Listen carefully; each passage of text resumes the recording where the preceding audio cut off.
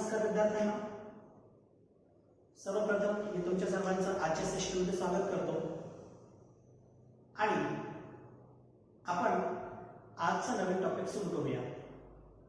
त्यापूर्वी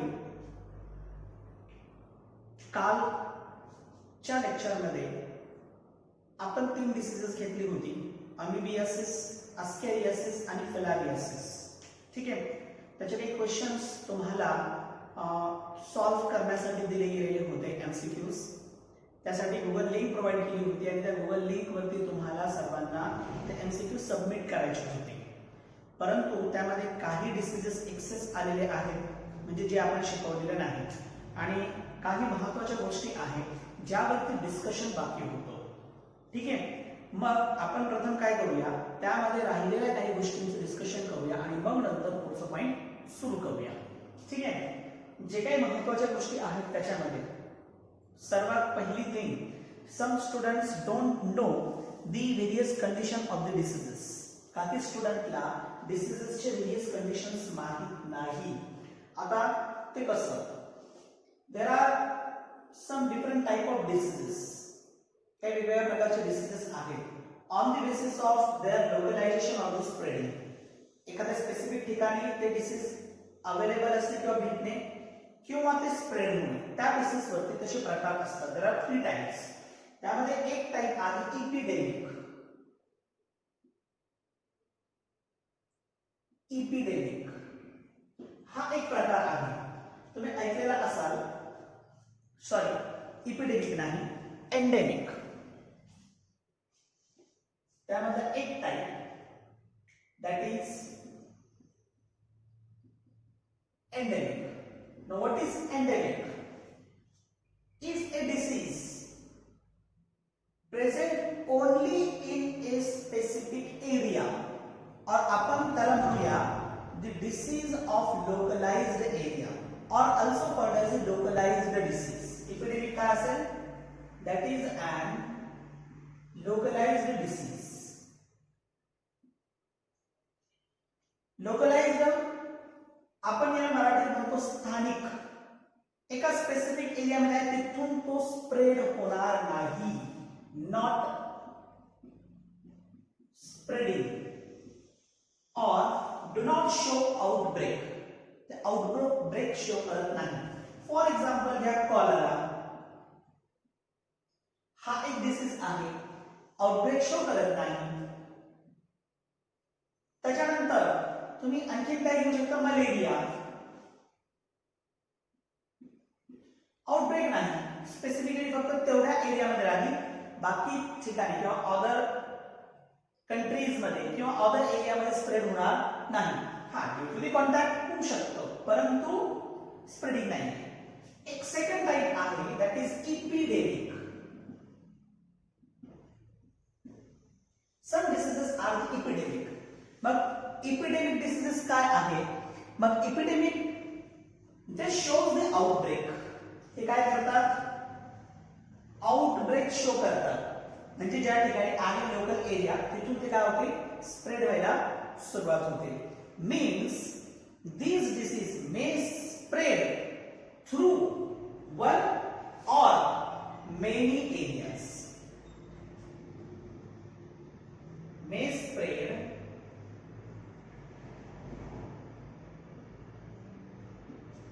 throughout many areas.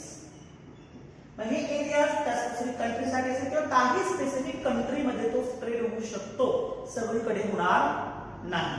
For example, यासाठी example घ्यायचं असेल तर Ebola.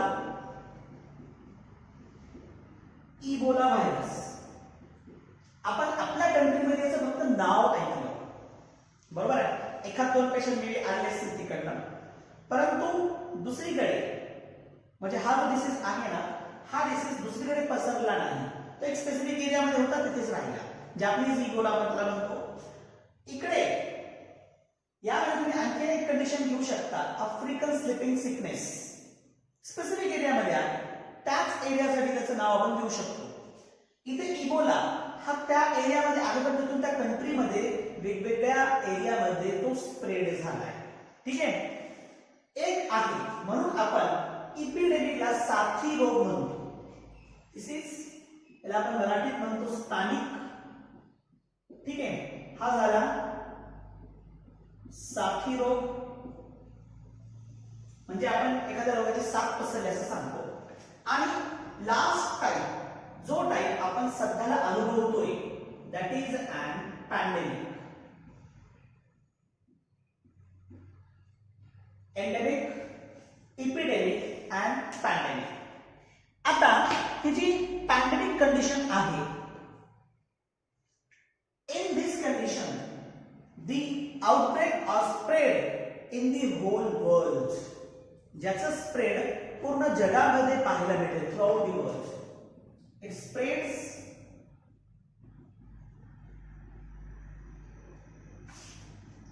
Through out the world. आणि एक्झाम्पल तुम्ही तोच देऊ शकता, दॅट इज COVID-19. ओके, हा एक एक्झाम्पल तुम्ही याच्यामध्ये घेऊ शकता. So these are three categories of the diseases. हे डिसीजेसचे 3 कॅटेगरीज झालेत. त्यानंतर कालचं आपण एक डिसीज बघितलं होतं, दॅट इज अँड फिलारियासिस.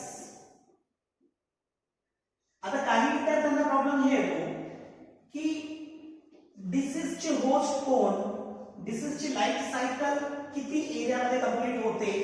ठीक आहे, होस्ट म्हणजे ऍक्च्युली काय होतं, प्रॉपर एरिया ज्या ठिकाणी तो ऑर्गॅनिझम डेव्हलप होतो आणि मल्टिप्लाय होतो.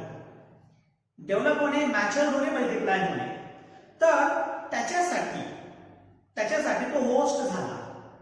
ठीक आहे, आता जर समजा ऑर्गॅनिझमला फक्त रिप्रोडक्शन करायचं आहे, त्या ठिकाणी त्याला मल्टिप्लिकेशन शो करायचं नाही, डेव्हलपमेंट मॅच्युरेशन शो करायचं नाही, जास्त काय राहायचं पण नाहीये, मग तो जो आहे तो झाला प्रायमरी होस्ट. एकतर एक ज्या ठिकाणी तो तयार झाला प्रायमरी, एक ज्या ठिकाणी तो राहतो secondary host. For example malaria, plasmodium साठी mosquito is an primary host, but the human being is an secondary host. Clear that? या पद्धतीने आपण होस्टला डिफरन्शिएट करतो. हा, life cycle can be divided into 2 types. Life cycle जे आहे ते 2 प्रकारांमध्ये डिवाइड होतं. एक असतं मोनोजेनिक, एक असते मोनोजेनिक. मोनोजेनिक लाईफ सायकल म्हणजे single host. The organism having single host, एकच होस्ट असेल त्याला आपण मोनोजेनिक म्हणतो. फॉर एक्झाम्पल अमिबियासिस, याच्यामध्ये तुम्ही एक्झाम्पल घेऊ शकता. अमिबियासिस, here the organism Entamoeba histolytica.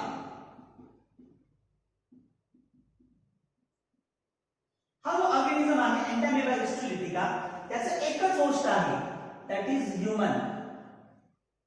A single host. Human being जो आहे त्याचा फक्त एकच होस्ट झालेला आहे. ठीक आहे,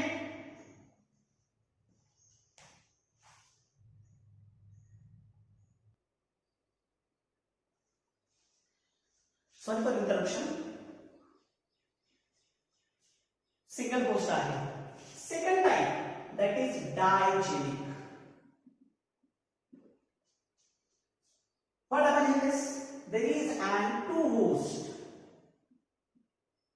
इथे काय असेल, त्या स्पेसिफिक ऑर्गॅनिझम साठी 2 होस्ट असते. फॉर एक्झाम्पल मलेरिया, यामध्ये plasmodium having 2 hosts. Primary host is mosquito, ज्या ठिकाणी त्याची सेक्शुअल लाईफ सायकल पूर्ण होते, आणि secondary host is an human being, ज्या ठिकाणी तो असेक्शुअल रिप्रोडक्शन शो करतो, मल्टिप्लाय होतो, मॅच्युअर होतो. ठीक आहे, दॅट 3 असेल तर ट्रायजेनिक. पण ट्रायजेनिक एक्झाम्पल सध्या आपल्या तुम्हाला सिलेबस मध्ये नाहीये. मग मोनोजेनिक आणि डायजेनिक या पद्धतीने डिफरन्शिएट केलं जातं. इथपर्यंत I think it is clear. तुम्ही फिलारिया निमॅटोड घेऊ शकता या ठिकाणी. फिलारिया निमॅटोड हा तो एक्झाम्पल तुम्ही या ठिकाणी घेऊ शकता, no problem. So this is about the life cycle. हे झाले त्या ऑर्गॅनिझमचं स्पेसिफिक लाईफ सायकल. मला मलेरियामध्ये एक कंडिशन तुम्हाला क्लिअर करायची आहे. इन मलेरिया आता ऑर्गॅनिझम मलेरियामध्ये प्लाझ्मोडियम जेव्हा एंटर होतो बॉडीमध्ये, then plasmodium enter in the body, जेव्हा तो बॉडीमध्ये एंटर होतो, see plasmodium with the help of mosquito enter into the human body, then reach to the liver. Okay, मग लिव्हर मध्ये असेल तर it is called as a pre erythrocytic stage. याला काय म्हणतात? Pre erythrocytic stage. जरी blood through liver पर्यंत पोहोचलेलं असेल, if it is reach to the liver with blood, but it is not an erythrocytic stage. When the organism or pathogen enter into the RBC, okay, when pathogen enter into the RBC, then it is called as the erythrocytic stage. But if it is carried by blood, then it is not an erythrocytic stage. Before entering into the RBCs, they show the pre-erythrocytic stage, that is hepatocytic stage. आपण त्याला काय म्हणतो? hepatocytic stage. दोन्ही stage मध्ये येतात. Liver मधून तो कुठे जाईल? Into the blood. ब्लड मध्ये स्पेसिफिकली कशामध्ये होईल? आरबीसी मध्ये. आरबीसी मध्ये तो आल्यानंतर inside the RBC it is called as the erythrocytic stage. This is called as erythrocytic stage. Okay, so when it entering into the specific cell, see this is your organism. It will enter into the hepatocyte. This is a hepatocyte. When enter, then in hepatocyte it is like this. तो hepatic cell मध्ये गेला. This is an hepatic cell. तो त्या sale मध्ये गेला आणि in cell it shows the multiplication. Cell मध्ये तो काय झाला? मल्टिप्लाय झाला. Now this cell serves as a membrane for these pathogens. हे सगळे पॅथोजन्स एकत्र आले, मल्टिप्लाय झाले ना, एकत्र आले आणि त्याला काय झालं इथं? हा जो सेल आहे त्याला मेम्ब्रेन फॉर्म केला, एक specific structure. Now this structure is called as शिझोन. This structure is called as शिझोन. अशा स्ट्रक्चरला आपण शिझोन असं म्हणतो. ठीक आहे, मग याला शिझोइट म्हटलं तरी चालेल. म्हणजे शिझोंड आहे ना, शिझोंड मध्ये असलेलं कॉम्पोनंट याला ब्रेक केलं आणि याला ब्रेक करून जेव्हा ही बाहेर पडतील तर हे बाहेर पडलेल्यांना आपण नाव देतो, they are called as शिझोइड्स. they are called as शिझोइड्स. Similarly इकडे तसंच होईल. it is an RBC, okay, and here it is your organism, pathogen. हा RBC मध्ये एंटर झाला, मग inside RBCs it form or it multiplies. या आरबीसी मध्ये तो काय होणार आहे? असेक्शुअल रिप्रोडक्शन करून तो मल्टिप्लाय होणार आहे. मग जेव्हा याला तो ब्रेक करून बाहेर पडेल तर सिमिलर कंडिशन, सेम कंडिशन मध्ये आपल्याला पाहायला मिळेल. This is called as the erythrocytic शिझोन स्टेज. या स्टेजला आपण काय म्हणतो? एरिथ्रोसाइटिक शिझोन स्टेज म्हणतो. आणि इकडे हिपॅटोसाइटिक शिझोन स्टेज आपण म्हणतो. ठीक आहे ना?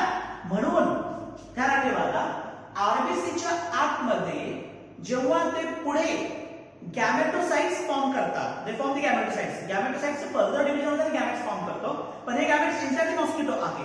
तत्पूर्वी इट इज इनटू दी, ते कशामध्ये असेल? It is into the RBC. मग आता त्या ठिकाणी शिझोन स्टेज मध्ये त्यांनी गॅमेटोसाइट्स तयार केलेले आहेत, म्हणून it shows this schizogony type of life cycle. ध्यानात राहील. But malarial parasite shows the schizogony type of life cycle. Is it clear? मग पुढे मॉस्किटो मध्ये गेल्यानंतर सुरुवातीला मॉस्किटोच्या मिडगट मध्ये आहे. मिडगट मधून ट्रॅव्हल करतो, कुठे जातो? सलॅव्हरी ग्लँड मध्ये. सलॅव्हरी ग्लँड मध्ये गेल्यानंतर through saliva it will be enter into the human body during the bites. Clear? म्हणजे हे जे काही महत्त्वाचे कन्सेप्ट होते जे तुम्हाला याच्याआधी क्लिअर झालेले नाही, तर मी या ठिकाणी क्लिअर केलं. फिलारियासिस हा जो डिसीज आहे,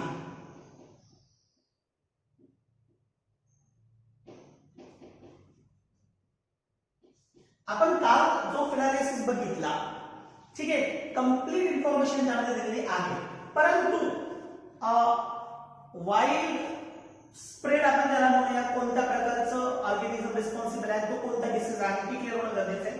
त्याच्या आधी फिलारियासिसचे प्रकार आपल्याला माहिती असणं गरजेचं आहे. There are 3 type of filariasis.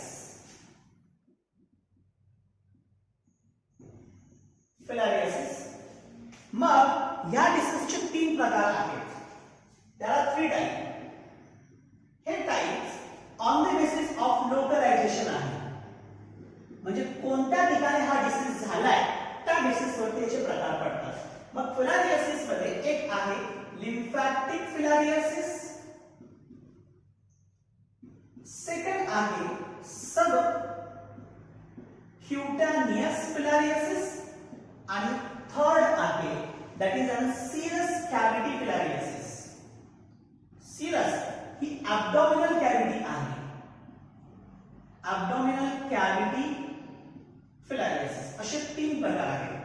Lymphatic filariasis, subcutaneous filariasis आणि serous cavity or abdominal filariasis. यापैकी all over world as well as specifically in India the lymphatic filariasis is widespread. सर्वात जास्त प्रमाणामध्ये स्प्रेड झालेला जर कोणता फिलारियासिस जर असेल तर तो कोणता आहे? It is a lymphatic filariasis. हे जे 2 फिलारियासिस आहेत ते खूप कमी प्रमाणामध्ये सापडतात. Is it clear? हा कन्सेप्ट क्लिअर होईल. आता त्याच्यामध्ये काय लिम्फॅटिक फिलारियासिस मध्ये मग स्पेसिफिक ऑर्गॅनिझम 2 आहेत. त्याच्यामध्ये लिम्फॅटिक मध्ये एक बँक्रॉफ्टी फिलारियासिस, ठीक आहे, एक जो आहे तो बँक्रॉफ्टी फिलारियासिस आणि दुसरा एक प्रकार आहे ब्रुगिया फिलारियासिस. मी तुम्हाला दोघांची नावं दिलेली आहेत. दोघांची नाव म्हणजे बुचेरेरिया बँक्रॉफ्टी हा एक नाव दिलंय आणि दुसरा ब्रुगिया मलाई, हे 2 तुम्हाला नावं दिलेली आहेत. मग लिम्फॅटिक फिलारियासिस हे दोन्हीही प्रकारामुळे होतात, म्हणजे एक बुचेरेरिया बँक्रॉफ्टी यामुळे आणि दुसरं आहे दॅट इज बाय ब्रुगिया मलाई, ह्या दोघांमुळे होतो. आणि अबाउट 85% इट इज स्प्रेड. सर्वात जास्त प्रमाणामध्ये जर कोणतं फिलारियासिस भेटत असेल तर it is an lymphatic filariasis. काय होतं? In this lymphatic system infected or lymphatic tissues are infected. म्हणजे याचा टार्गेट ऑर्गन जो असतो तो असतो लिम्फॅटिक टिश्यूज. हा पॉइंट इथे क्लिअर झाला. सबक्युटानियस फिलारियासिस स्किन लेवलला लाईनला असलेला filariasis, serous cavity filariasis abdominal cavity मध्ये जो इन्फेक्शन होतो त्याला आपण सीरस कॅव्हिटी फिलारियासिस असं म्हणतो. मग ठीक आहे, तर या पद्धतीने असे 3 प्रकारचे फिलारियासिस क्लिअर झाले. याच्यामध्ये सबक्युटानियस आणि सीरस कॅव्हिटी फिलारियासिस कमी प्रमाणामध्ये भेटतो म्हणून आपण यावरती डिस्कशन करत नाही. पण तरी सुद्धा ध्यानात ठेवा कोणत्या ऑर्गॅनिझम मुळे होतो. तर subcutaneous because of it is because of लोआ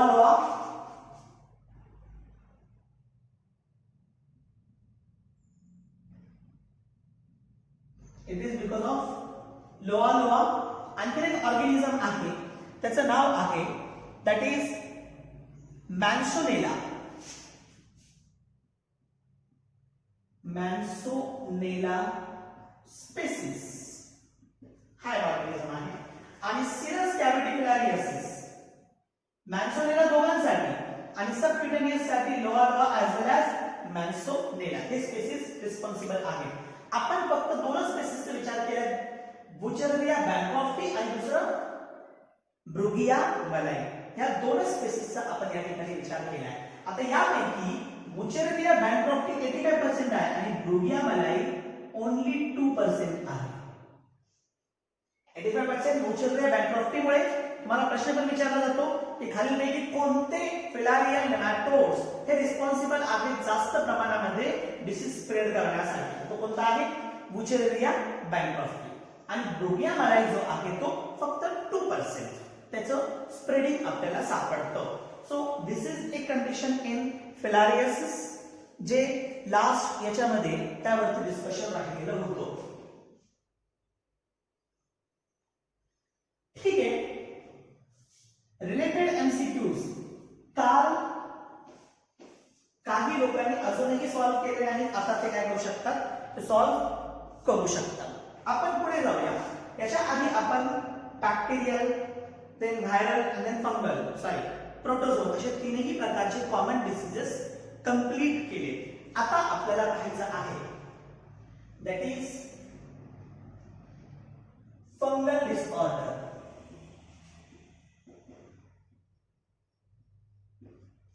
फंगल डिसीजेस मध्ये एकच कॉमन डिसीज आहे रिंगवर्म. त्याच्यामध्ये प्रकार भरपूर आहेत. आपण इथे रिंगवर्म हा डिसीज पाहणार आहोत.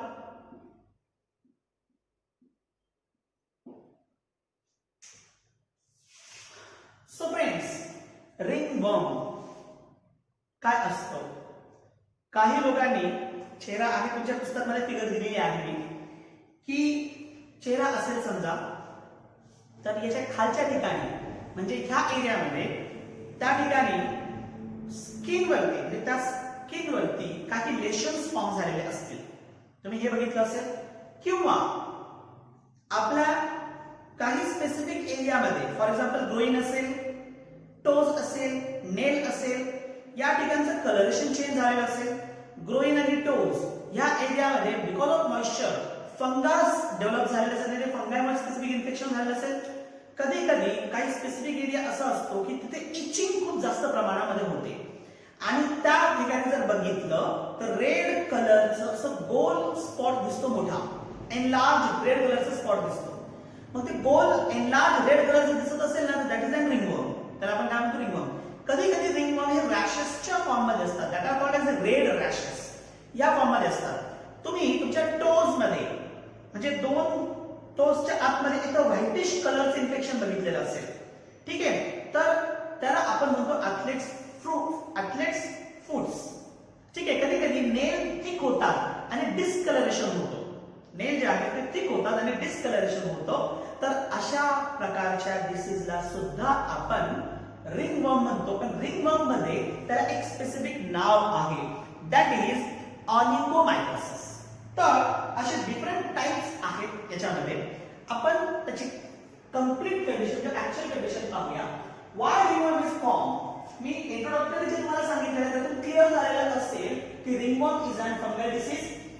Different type of fungi. There are several genus or group of genus responsible for ringworm. कोणते आहेत? मग pathogen.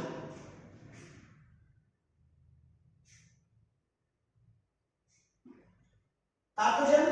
There are groups of fungal genus.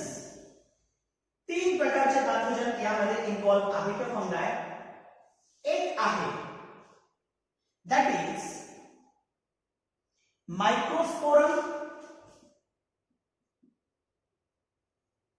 Microsporum. एक आहे डर्मॅटोफायटॉन.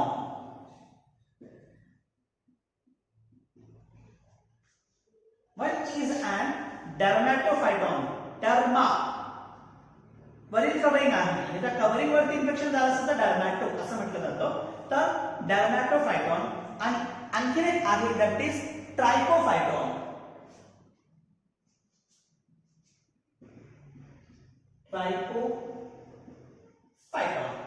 So these are three genus which are responsible for ringworm.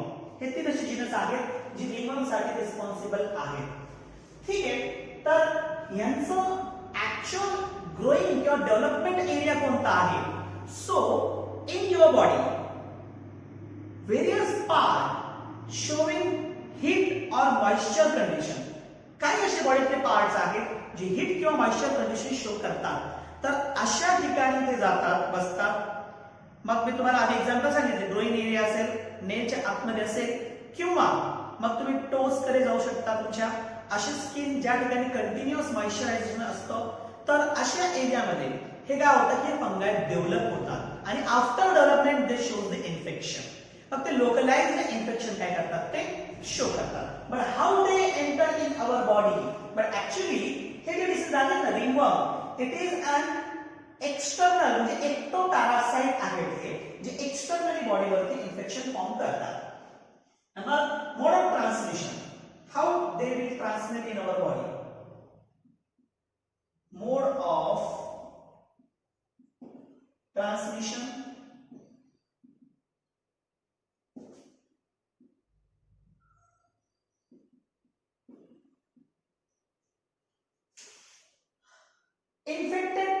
पर्सनचे clothes, ठीक आहे, कधी कधी sport material, किंवा असे काही थिंग्स ज्याच्यामुळे इन्फेक्टेड पर्सनच्या बरोबरीनं कॉन्टॅक्ट होईल. फॉर एक्झाम्पल कोंब, कंगवा आपण ज्याला म्हणतो. मग आपण कॉमनली टॉवेल वापरतो एकमेकाचे, घरात वापरणारा कंगवा, कोंब एकमेकाचे आपण वापरतो. कधी कधी क्लोज कॉन्टॅक्ट येतो. या तिन्ही कंडिशन. मग इन्फेक्टेड पर्सनचं काय आहे? इन्फेक्टेड पर्सनचं क्लॉथ्स, कोंब, close contact.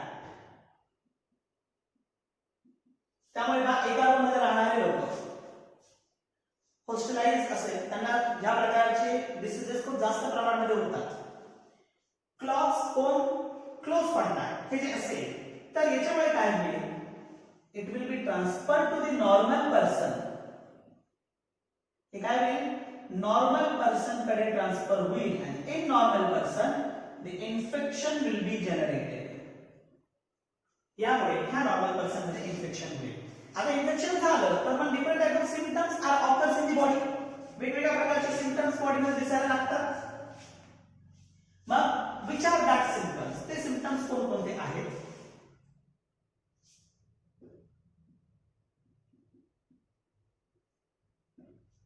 Sign and symptoms.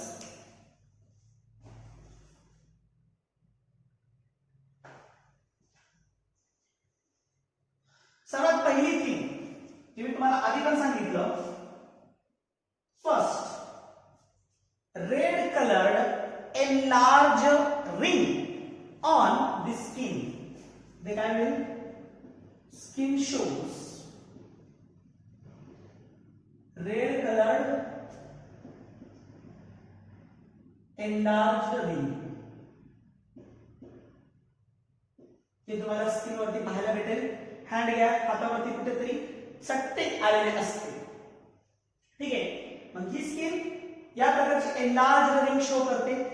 This ring or this structure on the skin shows the itching. त्या ठिकाणी काय होईल? There is an itching. तर आपण म्हणूया red patches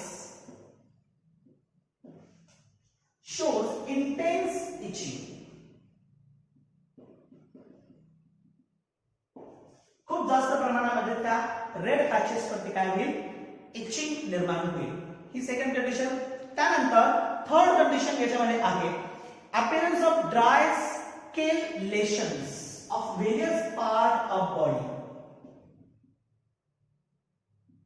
appearance of dry scale lesions on various part of body. For example, nail, त्यानंतर toes, त्यानंतर scalp. Hair area मध्ये असलेला जो आहे तो स्काल्प. या एरियामध्ये मोस्टली आपल्याला ते पाहायला भेटतो, ठीक आहे. तर हे काही स्पेसिफिक किंवा आपण त्याला म्हणूया कॉमन सिम्पटम्स ह्युमन बीइंग मध्ये आफ्टर इन्फेक्शन आपल्याला पाहायला भेटतो. काही अदर सिम्पटम्स आहेत. त्याच्यापूर्वी मग तुम्हाला मी एक गोष्ट क्लिअर केली की हीट आणि मॉइश्चर्ड एरियामध्ये हे काय होतात? ग्रो होतात. आणि ग्रो झाल्यानंतरचं मग एक सिम्पटम आहे, that is which make them thrive in skin folds. After growth काय होईल?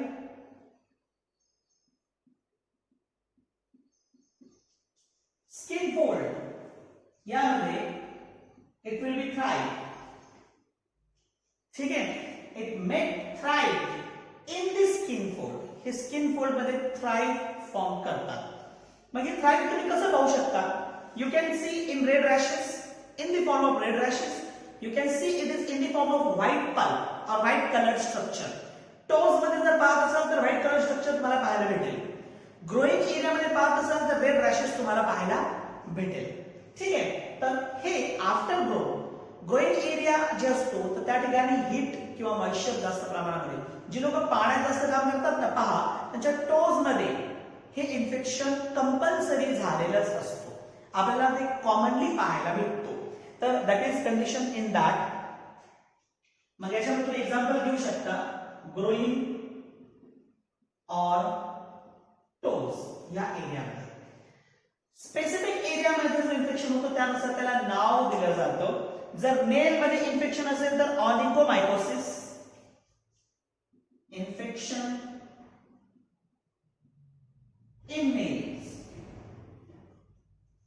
कॉल्ड ॲज ऑनिकोमायकोसिस, त्याला म्हणतो आपण ऑनिकोमायकोसिस. आणि टोज मध्ये असेल इन्फेक्शन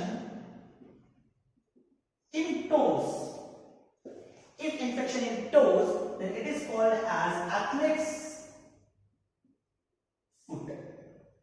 त्याला आपण काय म्हणतो, athlete's foot म्हणतो. So these are the various symptoms of the disease. त्यानंतर after symptoms you can treat it. परंतु ट्रीटमेंट पर्पजेस साठी तुम्हाला काय करावं लागेल, अँटी फंगल ड्रग्स वापरावे लागतील. In markets, there are different type of antifungal drugs are present.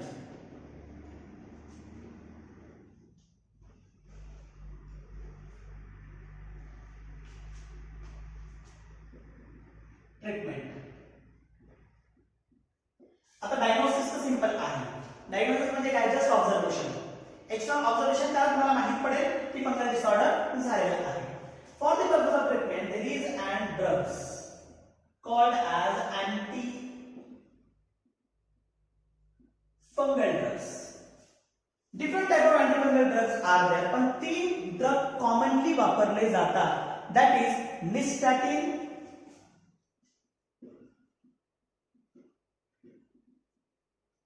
हा एक ड्रग आहे. त्यानंतर second that is fluconazole. Second is an fluconazole, and third antifungal drug is intraconazole.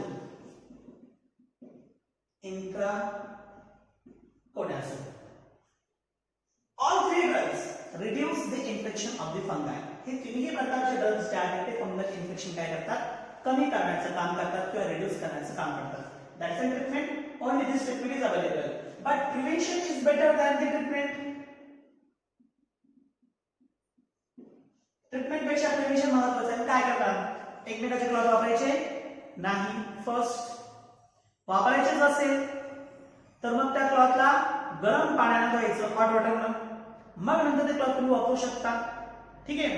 तसंही कॉमनली आपल्या घरामध्ये जर मला इन्फेक्शन झालेलं असेल तर काय करेल, मग घरी धुत असताना त्या कपड्यांचं, कारण जे घरामध्ये धुणारे असतात कपडे तर त्यांना तो इन्फेक्शन ट्रान्समिट होऊ शकतो. मग काय करायचं, त्याने सरळ सरळ त्याला आधी हॉट वॉटर मध्ये टाकणे, ज्याच्यामुळे तो इन्फेक्शियस एजंट तिथे डेड होईल. Even you can also use the antifungal soaps. Different type of antifungal soap are present in the market. You can use antifungal soap for the purpose of bath as well as washing of clothes.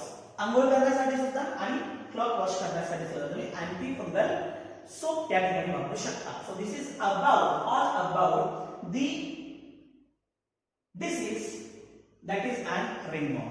या ठिकाणी आपले जितके common diseases आहेत ते पूर्ण झालेले आहेत. AIDS आणि कॅन्सर हे महत्त्वाचे दोन डिसीजेस आहेत, ते आपल्याला पाहायचे आहेत. ठीक आहे. आपण नेक्स्ट लेक्चर मध्ये दोन्ही डिसीजेस पाहणार आहोतच. तत्पूर्वी तुम्हाला जे शीट प्रोव्हाइड केलं गेलेलं आहे तुमच्या ग्रुप वरती टाकले गेले किंवा गुगल क्लासरूम वरती अवेलेबल आहे, तर तिथून तो शीट डाउनलोड करून घ्या. त्या शीट मध्ये असलेले सगळे एमसीक्यूज, मग सुरुवातीचे 110 एमसीक्यूज आहेत, त्या बेसिस वरती रिंगवर्म पर्यंत सगळे एमसीक्यूज सॉल्व्ह करायचे आहेत. गुगल लिंक तुम्हाला ग्रुप वरती प्रोव्हाइड केलेली आहे, त्या लिंक वरती त्याला सबमिट करायचं आहे. सेपरेट मला त्याचं कोणताही फोटो पाठवू नका. हा, you can transfer your doubts, तुम्ही तुमचे डाउट्स मला पाठवू शकता, परंतु सेपरेट त्याचे कोणत्याही प्रकारचे मला हे पाठवायचे नाहीये, फोटोज पाठवायचे नाहीये. ठीक आहे. केअरफुली नोट्स रीड करा, बोर्डचं बुक रीड करा आणि मग नंतर ते काय करा, ते ते एमसीक्यूज जे आहेत ते तुम्हाला सॉल्व्ह करायचे आणि सबमिट करायचे आहे. आणखी काही प्रॉब्लेम असेल तर you can send your doubts on my personal WhatsApp number. Okay, तत्पूर्वी stay home, stay safe. Thank you.